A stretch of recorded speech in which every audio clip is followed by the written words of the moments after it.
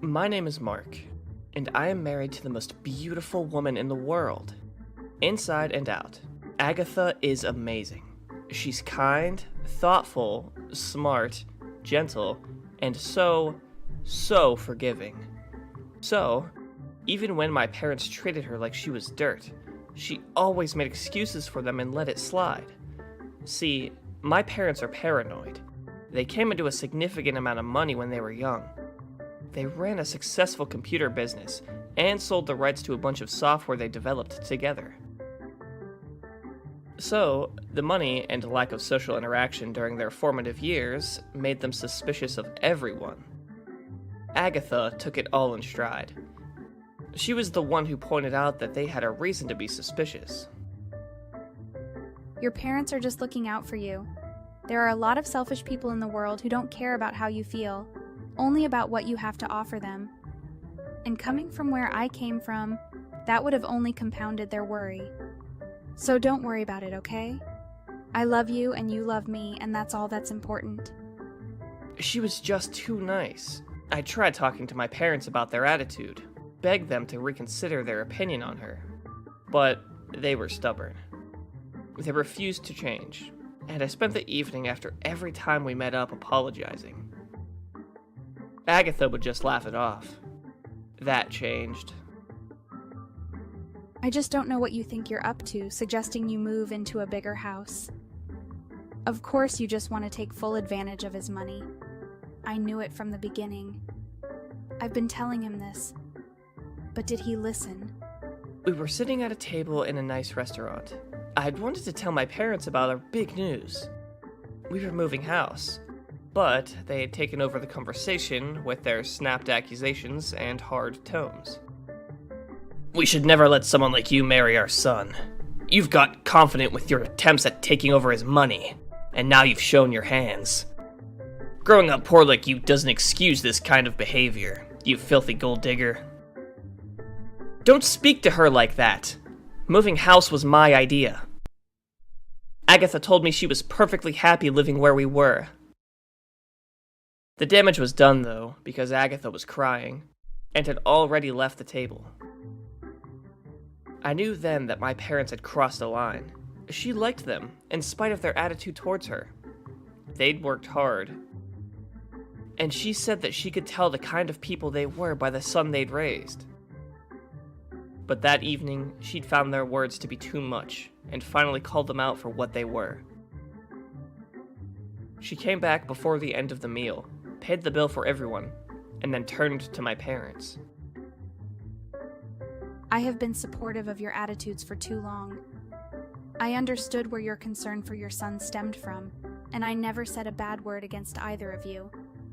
I respected you, your drive, and how you raised your son. But tonight we wanted to tell you that we were expecting a child, and that we were moving into a bigger house to prepare for that, but you let your prejudices get in the way. I've never expected Mark to pay for me. I've always provided half the rent and paid half the bills. I work a good job and work hard too. If you'd ever bothered to ask, you'd know that I never took advantage of his money. If you want a relationship with your grandchild, you'll want to reevaluate how you treat people, because no child of mine will be around this kind of behavior. Do you understand? I was proud of Agatha for standing up for herself like that, but angry that my parents had ruined what was supposed to be an exciting evening. But the looks of horror on their faces was enough. They had been humiliated. And worst, they'd accused Agatha of being a gold digger, only to have their meals paid for out of her own pocket. Later that night, after we'd already been tucked up in bed and spent an hour talking about how she felt, I got a phone call. Hello? Is this Mark Thompson? I'm Dr. Clark. There was an accident. You need to come down to the hospital right away. What happened?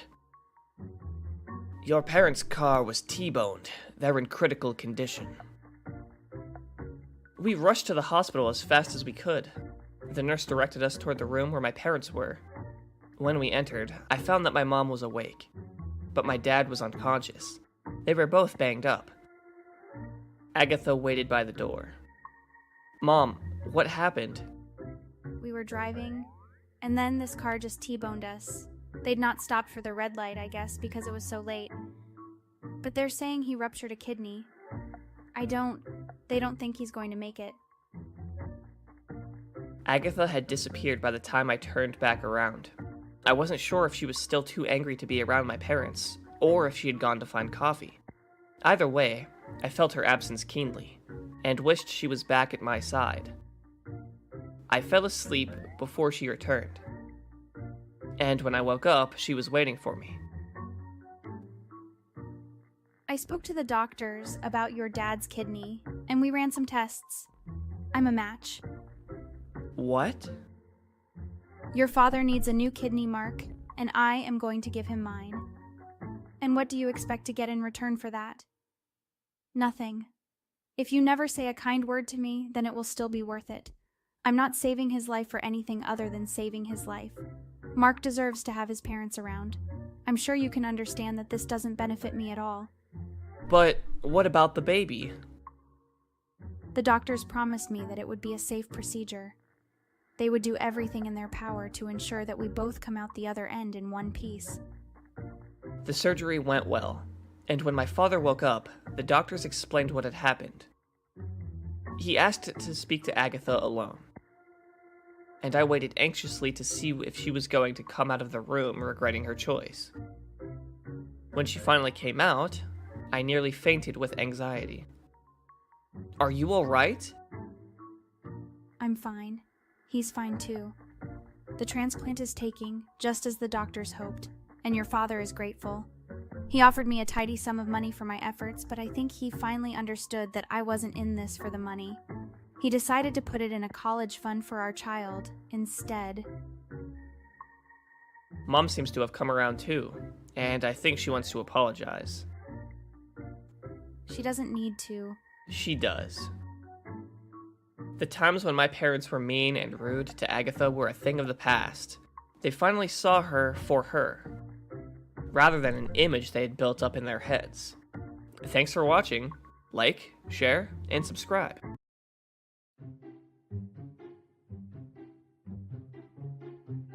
I'm Emily, and when I was in high school, I became very ill. The doctors at first didn't know what was wrong with me, but later found out that I had several tumors on my spine. They were so huge and painful and putting pressure on my spine. Thankfully, one day I had them removed safely, but by the time that they were able to do so, they had done damage to my spine and I was left paralyzed from the waist down. I was thrown into a depression, and if it wasn't for all my friends and family, I'm not sure how I would have made it through. Their support was so greatly appreciated. Even my boyfriend at the time, Mark, was wonderful. Everyone was lending a hand and making sure that I was comfortable and doing well, but he was the best. He was always there for me, lending me a hand getting ready, and always made sure to give me a shoulder to cry on when I needed it. Mark was always a very empathetic person. It probably came from the fact that he knew what loss felt like. When he was very young, his mother passed away. This made him a very understanding and compassionate person. His father was quite understanding and caring as well. He always made a point of helping me out with things. Every time I went over, the two of them would make sure that if I needed help with anything, that they had me covered. Hey Emily, tax season is coming up. Did you need help filing your taxes? Oh, it is. Yes, I could really need some help doing them. I have no idea how to. Both of them were such a great help. But all of that changed after we graduated from college and got married. Mark never changed and only became a better and better partner. But his father began to make cruel comments. Must you leave your wheelchair in the middle of the room? I nearly tripped over it just now. I'm sorry, I thought that I had left it out of the way. I'll try to only place it out of the way in the future. I didn't know where this comment was coming from. I had watched him enter the room, and he hadn't even walked anywhere near to where my chair was. I just can't believe that Mark chose you, especially considering how you're stuck in a wheelchair. Why couldn't he have picked someone normal? That comment hurt my feelings a lot. But it wasn't the last time that Mark's father would say such a thing, and it hurt just as much every time that he did. As it turned out, he had only been nice to me in the beginning because he liked the attention that he got for being kind to me. But he had always assumed that Mark would move on and find a partner that had functioning legs, that I was just a phase that he would have grown out of. When I told Mark about what his father had said to me, he stormed over to his father's house and had a massive shouting match with him. Afterwards, he told me to just ignore his father from now on, that the best idea was to just cut him out of our lives as much as possible to avoid his hurtful words. Sometime later, a miracle happened, and I became pregnant. We had only begun to try to have children and were overjoyed at how quickly our dream became a reality. At the time, I was ignoring any and all calls from Mark's father. But once he found out that I was pregnant, the calls and messages began to become more frequent. How dare you ignore my calls? You're my daughter-in-law. I demand that you come over and cook dinner for me. This is an outrage. How dare you continue to ignore my calls? This better not happen when my grandchild is born. There is no way that you will keep my grandchild away from me. They just kept coming, and I did my best to ignore them, but he wouldn't stop. It got so bad that every time the phone would ring or vibrate, that my heart began to beat fast, as I was worried that it was him harassing me again. More than once, I could have sworn I had seen him lurking in our neighborhood, but I could never confirm it. It almost felt like he was stalking us. Then one day, Mark's father had had enough, and he came over and knocked so hard on the door that I thought that it would break off the hinges. He called out and demanded that I come outside at once to speak with him. This has gone on long enough. Emily, I demand that you come out here at once and speak to me. You are my daughter-in-law, and you need to show me respect. Afraid, I messaged my husband. I didn't know if I should comply with his demands. After all, the worst he could do was yell at me since we would be on our front porch and in view of all the neighbors. After a minute, I decided to confront him, and I opened the door and went outside. Why are you like this? How can you be so cruel to the mother of your only grandchild? You have no business speaking to me like that. And why are you even pregnant? How are you supposed to raise a child while stuck in that wheelchair? I have no doubt that you probably don't help out around the house, and that you make Mark do all the work. After all, how are you supposed to cook or clean without working legs? I saw red. How dare he say such mean things to me, especially since they weren't true. I had learned long ago how to do such things, and I prided myself on keeping a clean and organized home. It was one of the things that Mark truly appreciated about me. He loved coming home to a clean home and a hot meal waiting for him. I knew that my disability didn't hold me back, and for Mark's father to be such a jerk about it made me want to scream at him. But I knew that my neighbors were watching, and I didn't want to make a scene. Why don't you just divorce my son? That way he can find himself a woman with legs that work, and so that he can be a happier person. I love your son more than anything, and he loves me right back. Please, why won't you just leave us alone? Why are you so cruel? Enraged, he rushed over and grabbed my wheelchair and tried to drag me towards the stairs. Fine then, if you won't leave willingly. I'll force you to leave. He pulled with all his might, but I quickly engaged the brakes on my chair, which were very strong. The wheelchair didn't budge, which only made him angrier. Fearing for my baby, I called out for help. Help! Help! When no one came, though, I punched Mark's father in the stomach as hard as I could to get him to stop. He stumbled back and then fell down the stairs. It was only a few steps, but they were made of concrete. Suddenly, Mark showed up, and seeing his father at the bottom of the steps, he called for an ambulance. That night, I told Mark what happened, and he promised me that he believed me, and that he was just relieved that I hadn't been hurt. But I still worried about what his father would do next. The next day, Mark's father showed up along with 2 police officers. We spoke with them on our porch. This is the woman that assaulted me, officers. Is this true? Did you attack him? No, I only punched him because he was trying to throw me down the stairs. It was self-defense. Just then, our next-door neighbor came over. It's true, officers. I saw what happened, and it was self-defense, as she says. That man tried to hurt her. The officers nodded and then asked if I wanted to press charges against Mark's father. Mark spoke up for me and said that he did. The look of shock on his father's face was priceless. He had tried to get me arrested and ended up getting himself in trouble instead. From that day forward, we didn't hear from him again. His father did end up getting a light sentence as it was his first offense, so he just had to do a lot of community service and was forced to stay far away from us. Mark does speak with him on the phone from time to time and even sends him photos of our daughter, but we both refuse to let him meet her. I know it must be hard on Mark since his father is the only parent that he has, but I honestly am grateful that we have put up a boundary of no contact with him. After the incident, I don't know if I would feel safe around his father ever again. Thanks for watching. Please like the video for the algorithm.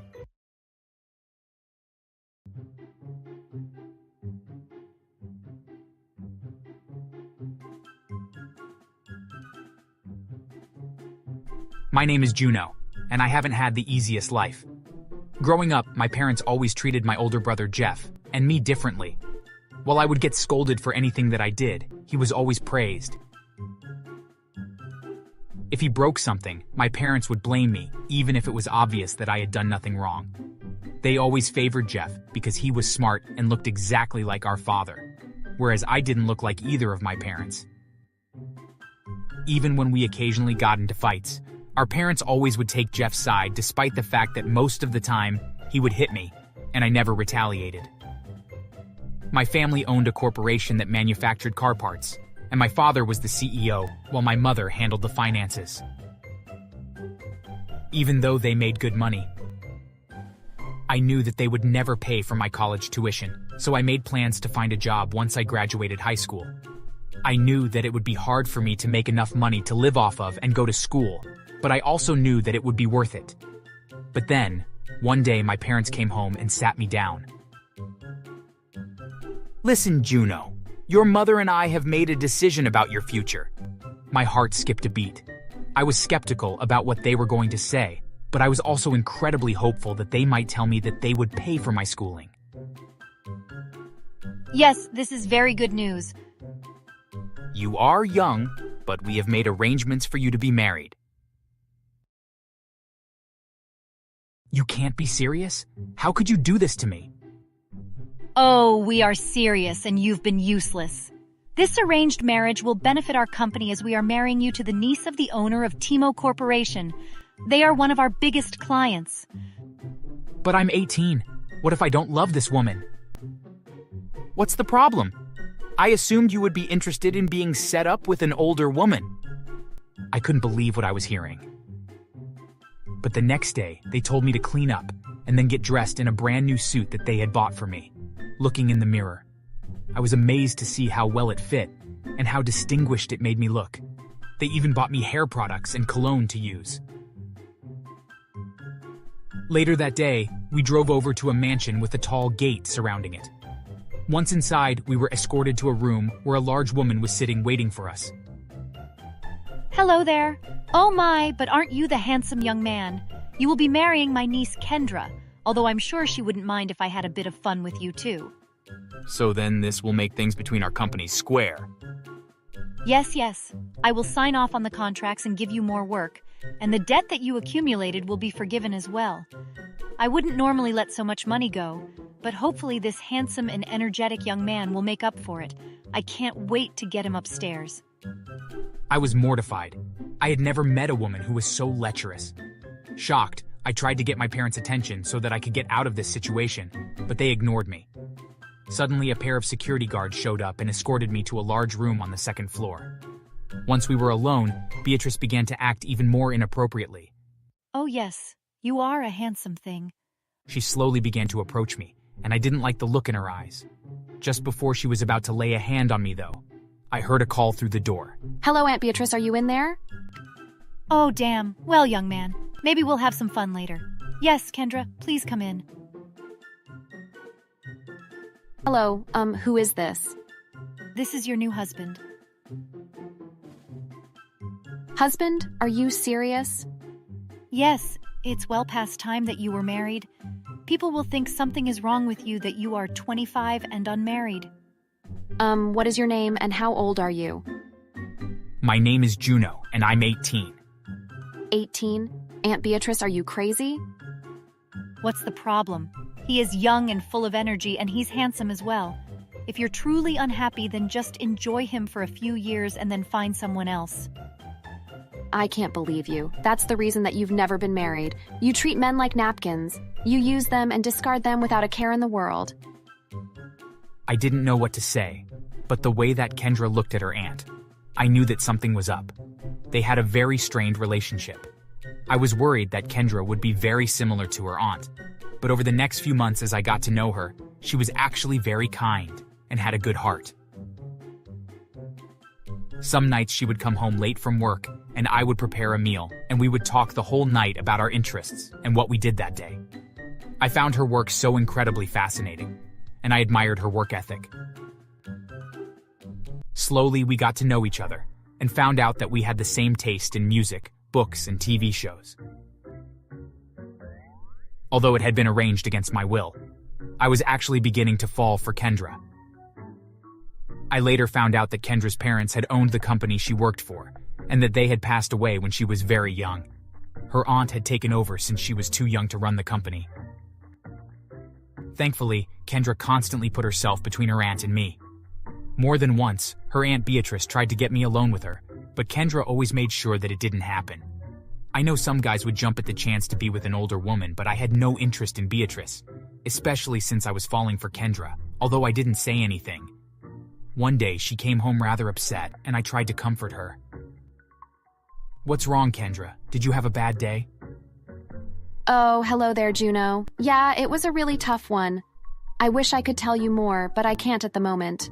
But don't worry. I have a plan to make sure that this will be my last tough day. I didn't understand what she meant, and she wouldn't elaborate. It was hard, but I had faith that she knew what she was doing. That night we curled up on the couch and watched movies to relax. A few nights later, I was home alone when I heard the front door open and close. Thinking that it was Kendra coming home, I went to greet her and was shocked to see that it was Beatrice. There's the young man that I want. How did you get in here? I have a spare key, of course. Now come here. My niece can't be the only one that has some fun with you. Stop it. Please, I'm with Kendra and this is wrong. Are you sure?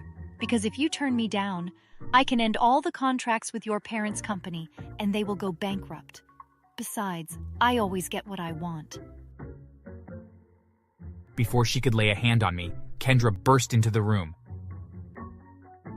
Stop it, Aunt. No, I will not. How dare you deny me what I want? I'm your boss, and if I hadn't taken care of you after your parents passed away, then you would be on the street. That won't fly anymore. As of this afternoon, the Board of Trustees voted you out. You've kept me from taking over the company for too long. They chose me to replace you. You can't be serious. I won't allow you to take the company from me.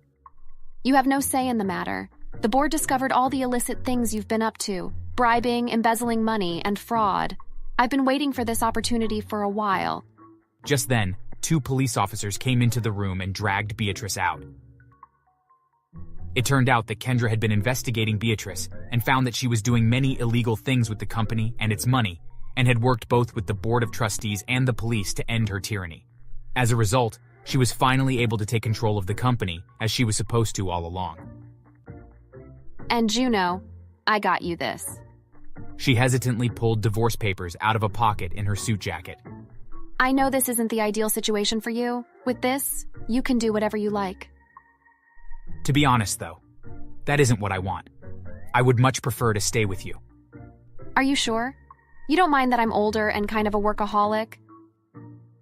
Not at all. The time that we've spent together has made me realize that I have fallen in love with you. I could tell by the look in her eyes that she felt the same, and with joy, she tore up the paperwork and we kissed. The months that followed were filled with a lot of hard work. Kendra made it her mission to clean up the company and remove all of the illegal activity that her aunt had been involved in. Part of that affected my family's business as well, though. It turned out that they were involved in a lot of bribery, and Kendra refused to do business with them anymore. My parents tried to call me and get me to convince Kendra to change her mind, but I blocked their number and ignored them. There was no way that I was going to jeopardize my marriage for them. After all, they sold me off, and even though it was turning out to be the best thing to ever happen to me, I still resented them for it. Months later, I found out that they ended up having to sell off their company as they were bankrupt and were forced to even sell their home as well. The last thing that I heard was that they were buried in debt, and that both my parents and brother were living paycheck to paycheck in a small dirty apartment in a bad neighborhood. And as for Beatrice, well, she was sentenced to 20 years in prison for all the crimes that she had committed. As for me, Kendra paid for me to go to college, and after I graduated, I joined her company as an accountant and eventually worked my way up to be the head of finances. It was quite rewarding. And even though my wife owned the company, I was never shown favoritism and had to work hard to prove myself, which I found rewarding. Today, we couldn't be happier. And not only has our company grown, but our family has as well. We have a wonderful son and are expecting a daughter any day now. Thanks for watching. Please like the video for the algorithm.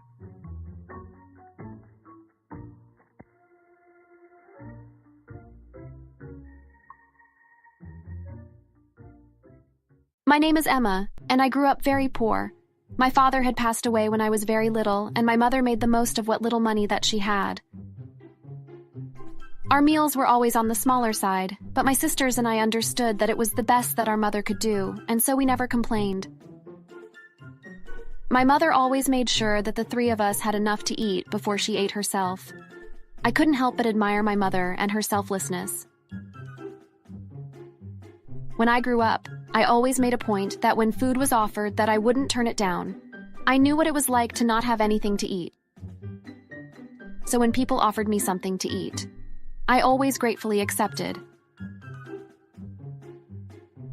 I met my husband Clark through a dating app that some friends suggested to me. When I first met him, things were a bit awkward, but he was so warm and friendly that we began to really connect.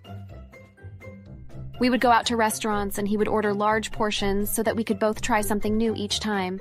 I found it rather fun, and over time we started to fall in love with each other. A year after we started dating, we were married and had bought our first home together.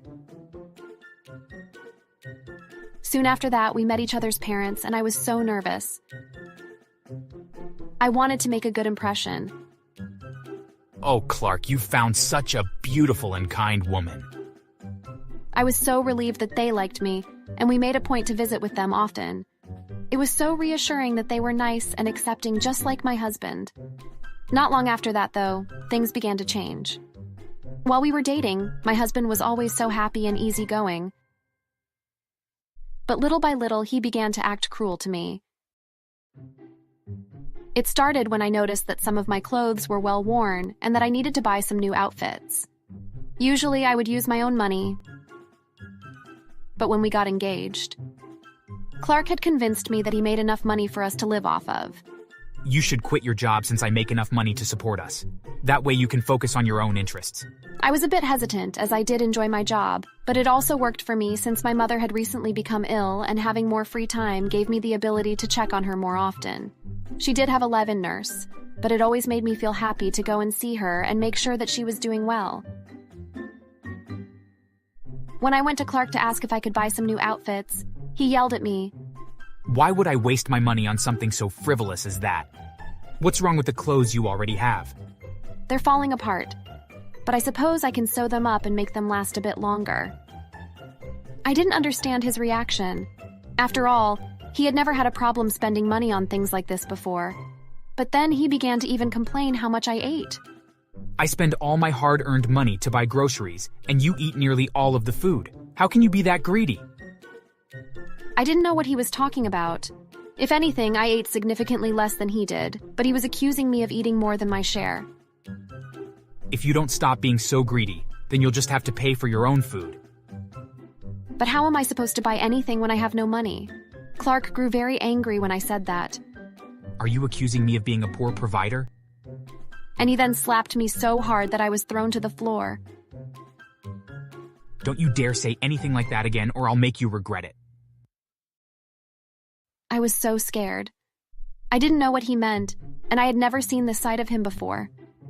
From that moment onward, I was constantly walking on eggshells around him. I was always worried that I might say the wrong thing and that he would hit me again. The stress from his constant threats made me begin to lose weight as I couldn't keep any food down, and to make matters worse, he began to be verbally abusive to me on top of being physically abusive. He would say mean things to me more often than he would slap me, but neither made me feel safe or happy. dare you keep the house so messy? Are you good for anything at all? I'm sorry, I cleaned today, but I'll do a better job next time. You think this is clean? What kind of a pig did I marry? I was growing weaker and weaker due to lack of proper nourishment. And one day I passed out while trying to get the mail. Luckily for me, my in-laws happened to come by for a visit, and they found me passed out by the mailbox. Fearing that I was incredibly sick, they called for an ambulance and brought me to the hospital.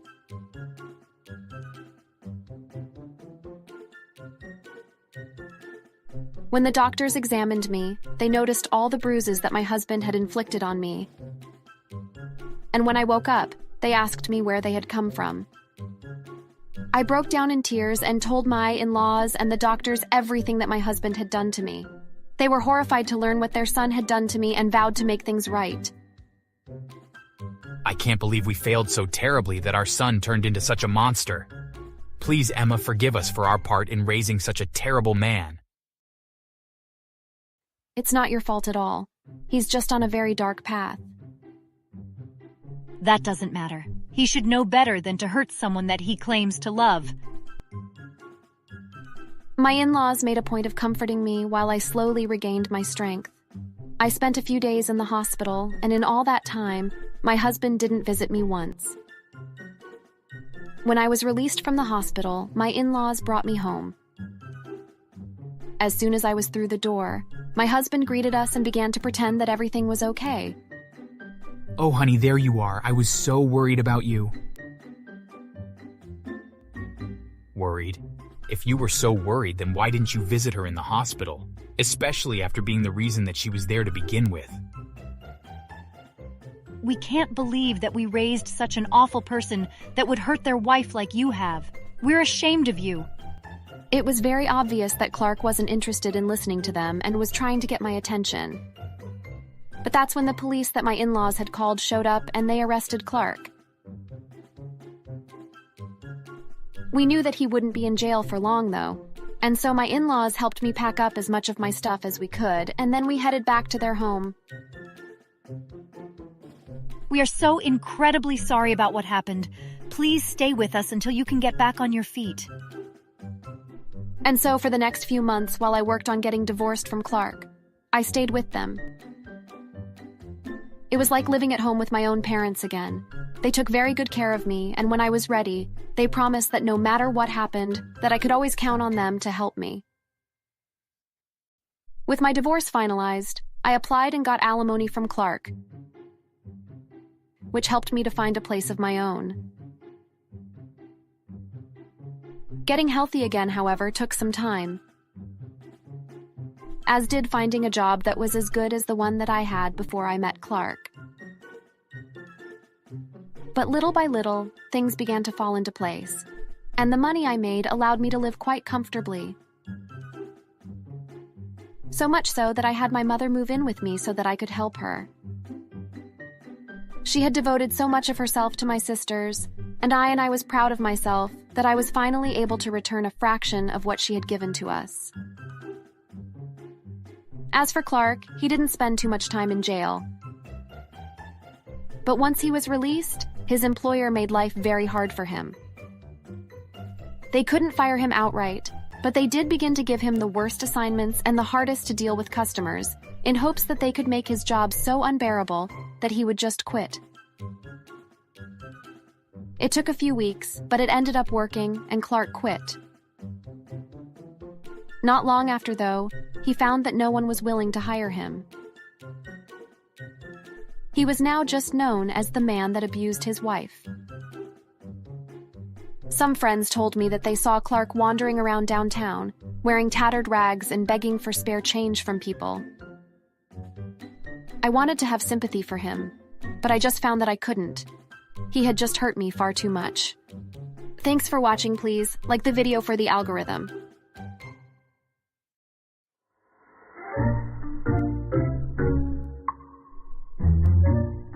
I'm Rose. I work as a graphic designer for a large tech company. I live with my husband Daniel in our cozy little house. Although it isn't very big, it fits the both of us really well, plus some extra room for when we have guests over. My husband worked as a bus driver for the local school, and with me working late hours for my tech company, we didn't really have too much time to spend together. At most, we'd only have a couple of hours a day, and sometimes we didn't see each other at all until after he'd gone to sleep. I felt sort of bad about it, but there wasn't much I could do. Living on opposite shifts did make things difficult at times. That is, until COVID hit. The world was going through a once-in-a-lifetime pandemic, and a lot of people began to get laid off from their jobs and lost their pay. Thankfully, I wasn't one of them. My job was pretty independent from the other people at my company, so I was allowed to go to work still. But my husband wasn't so lucky. They shut down the schools so kids could do online classes instead, leaving Daniel without a job. I thought this would be the perfect time to rekindle our relationship, but Daniel spent all the time moping about how he lost his job. I let him grieve for a while, but after a week of nonstop complaining and moaning, I was getting a little tired of it. I just felt that he needed to snap out of it. After all, the pandemic would end, and he could either return to his old job or find a different one. Finally, he began to improve slightly. He stopped moping around, but he still seemed like a shell of the man I loved. But one day, he suddenly perked up again. He was happy and smiling and seemed like a new man. When I asked him what was going on, he told me he had a surprise for me after work. I was so excited, I couldn't believe he had gotten me a gift after all this time. Maybe it was the set of earrings I had told him I wanted. But when I got home, it wasn't a pair of earrings or jewelry or even a present at all. Instead, I found his mother waiting for us in the kitchen. I invited my mother to stay with us. She lost her job because of the pandemic as well. So I said she could stay here for a bit until she recovers. What? I know! She's moving into the guest room. Isn't it great? I tried to be supportive and loving to my husband, but I couldn't believe he had made such a big decision without even consulting me, especially during a unique situation as a pandemic. I'd met his mother a few times before this, and she'd always been kind to me, but it was something entirely different for her to move in like this. After all, our home was small, and I had no way of knowing if she would mesh well with our lifestyle. In the end, I decided for the sake of our marriage that she could stay. Boy, would I ever regret that decision. The next few days, things went well. Daniel was happy again, and I was off to work, and my mother-in-law was happily situated in our guest room. But soon, she began to make weird comments to me like, "Why aren't the dishes done yet?" Or, "Why is my son's room so messy? Haven't you cleaned it yet?" Finally, after a few days of this, I got tired of it, so I explained to her that Daniel and I split the chores. He cleans up half of the time, and I do it the other half. On my nights, the house is always spotless, but Daniel's room is always a mess. He rarely cleans up after himself, but as long as it doesn't bother me, then I don't clean it up for him. But then I began to notice an attitude shift in Daniel. He began to act cruel to me and started demanding more of me even after work. I was fine doing my fair share of the chores around the house, but he was making me do his chores as well. I wondered what got into him until I heard his mother talking to him. You can't let her take advantage of you like this. She's the woman of the house, so she's the one that should be doing the chores around here, not my poor baby. She's working you to death. She actually still believed all of that? My mother-in-law thinks like she is in the 60s. No wonder Daniel was acting so rude to me lately. His mother had been filling his head with these outdated ideas. We had agreed when we first bought a house that we'd split the chores and cleaning duties. Now he was trying to dump them all on me because I'm the wife? This was not going to be tolerated after all. I had married a partner, not someone that I would view as my master. I stepped in and confronted them about it. You can't possibly mean that. Daniel has his share of chores too, and I have work. How am I supposed to get everything done around here when I have a full-time position on top of all these extra chores? Well, why do you have a job if you're the wife? You should be at home while my son earns a living for you both. But he lost his job. I'm the only one making money here. Daniel, say something. I think she's right. You should submit to me and stay home and clean the house. After all, I'm the man of the house, and it's my duty to go and earn the money here. My spineless, lazy husband was siding with his mother over me. What a rat! I was boiling with rage at both of them. Over the next few days, the arguments got worse between his mother and I. She was constantly making me do more chores while her son lazed about, not lifting a single finger to help me. Whenever I asked him, he just said it was the woman's job to clean. I didn't have anywhere else to go, so I had to stay with my husband and his psychotic mother and be their little maid.